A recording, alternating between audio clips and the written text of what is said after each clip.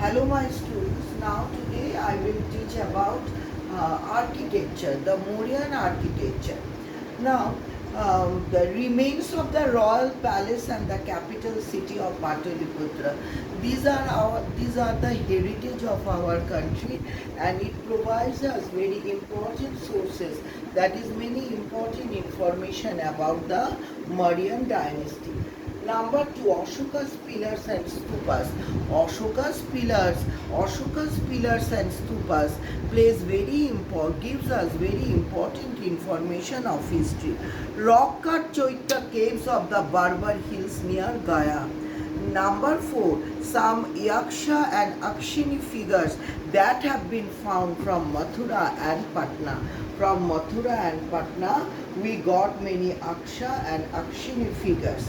Now, the pillars are now my students, now you look at the board also.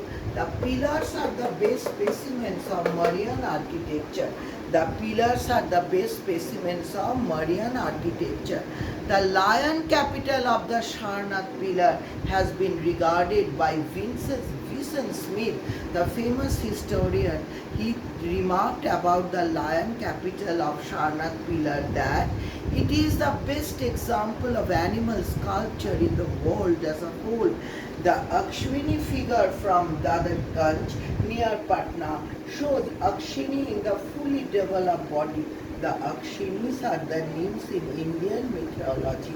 And moreover, from this you keep in your mind, my students, that the pillars are the best specimens of the Mauryan architecture. Now the Dharma. The horrors of a single war convinced Ashoka that the chiefest conquest is the conquest of right and not of might. That is the meaning of this. Again, I am repeating that the horrors of a single war convinced Ashoka that the chiefest conquest is the conquest of right and not of might. The sources on Ashoka's dharma are his own inscriptions displayed at many prominent places. They consist of 14 major and several minor rock edicts found at 22 locations, 7 pillar edicts, the cave inscriptions and other inscriptions. So regarding the Ashoka's administration, the most important is the Ashoka's pillars and the edicts, which gives us the important information about Ashoka's dharma, and mainly it contains the principles of Buddha's moral principles. Now, fundamental principles of dharma. Now, my students, fundamental principles of dharma. The Prakrit word dharma and the Sanskrit word dharma have the same meaning. Dharma never meant exactly religion. My students, you listen very carefully this. That is, the Prakrit word dharma and the Sanskrit word, the Prakrit word, Prakrit, the Prakrit word, Dhamma, the Prakrit word dharma, and the Sanskrit word, Prakrit word dharma, and the Sanskrit word dharma. And the Sanskrit word dharma have the same meaning. Dharma never meant exactly religion. Dharma does not mean religion. It does not mean religion. Exactly does not mean religion. It implied concepts such as justice, virtue, morality, law and duty. The fundamental principles of Ashoka's dharma are as follows. Very, very careful, my students, listen carefully. Purity of domestic life and truthfulness. Number two, toleration, not to speak evil of other religious faith. Number three, ahimsa, sanctity of life and true ceremonial. Ashoka declared that the true ceremonial was kindness to living creatures and liberality to aesthetics and Brahmins, means adopted for the propagation of dharma and the spread of Buddhism. Now, number one, purity of domestic. What are the principles of dharma? Number one, purity of domestic life and truthfulness. Number two, toleration, not to speak evil of others' religious faith. Number three, ahimsa, sanctity of life, sanctity of life. Number three, truthfulness. And number three, ahimsa, that is sanctity of life. Number four, true ceremonial. Ashoka declared that the true ceremonial, what is the meaning of true ceremonial? True ceremonial was kindness to living creatures and liberality to aesthetics and Brahmans. Now next, means adopted for the propagation of dharma, and the means adopted for the propagation of dharma and the spread of Buddhism. The means adopted for the propagation of dharma were as follows. Ashoka practiced what he preached. Ashoka practiced, not only he gave moral propagation, that is he did not preach what he wanted to be, what is the moral principles of the people, but what he did, what Ashoka did practice what he preached. He gave up royal hunt and also stopped the killing of living creatures for the delicacies of the royal kitchen.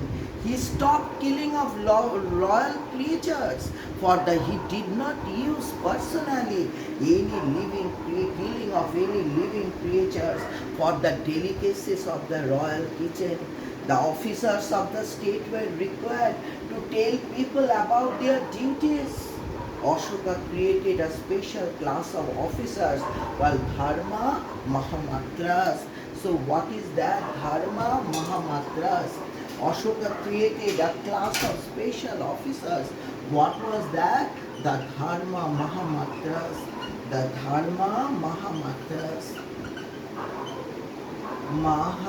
Mahamatras. So Ashoka created a group of special groups, that is Dharma Mahamatras, who were charged with the duty of enforcing moral code and looking after the welfare of the people.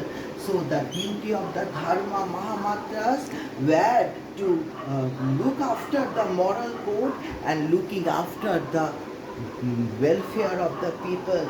Number four, Ashoka edicts. Ashoka edicts, these are the ways to propagate dharma.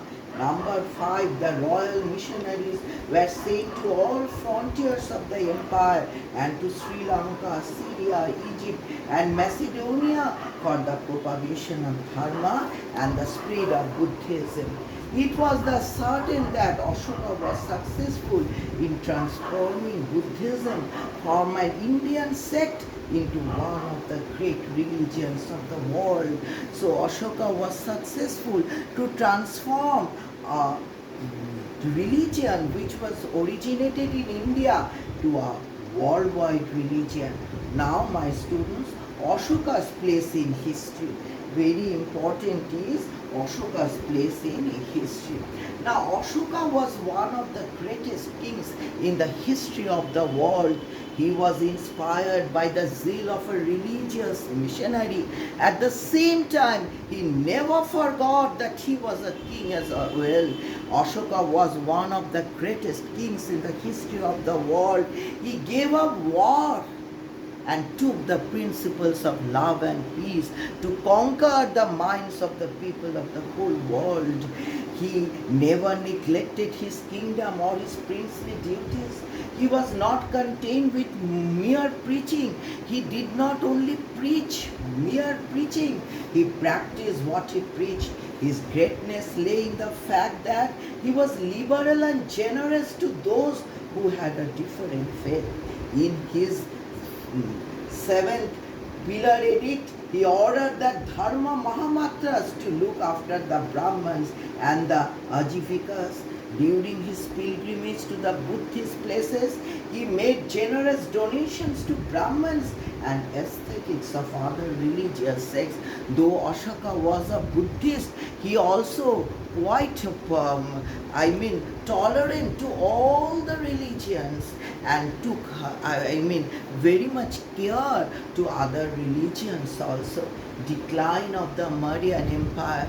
Now, my students, you have to keep in your mind that there was a decline in the vast and so mighty Mauryan Empire. What was the reason for the decline of the Mauryan Empire?